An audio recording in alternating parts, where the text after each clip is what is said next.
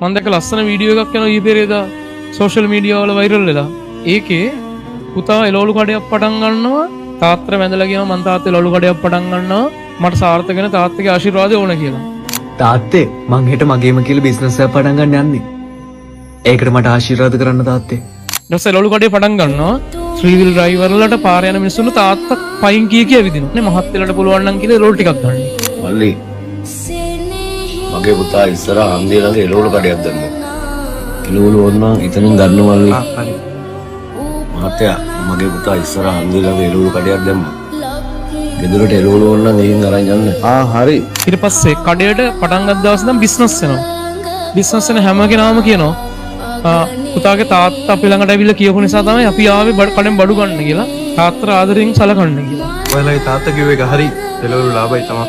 මල්ලි ඔයාගේ තාත්තා ඔයා කවදා හරි රජෙක් විදියට බලා ගන්න ඕනේ. ඇයි අයියේ එහෙම කියන්නේ?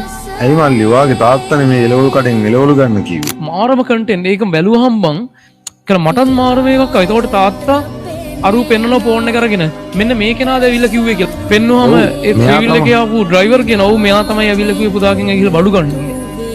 මූට හිතා ගන්න බෑ තාත්තගේ ඊතර මේ පැත්ත පෙන්නවා තාත්තගේ මල් මාලයක් දාලා ෆොටෝ එකක් තියෙනවා. තාත්තා මැරිලා තාත්තා මැරුණත් අපි අතර ඉන්නවා කියලා ඒ කන්ටෙන්ට් එකෙන් කියනවා බං.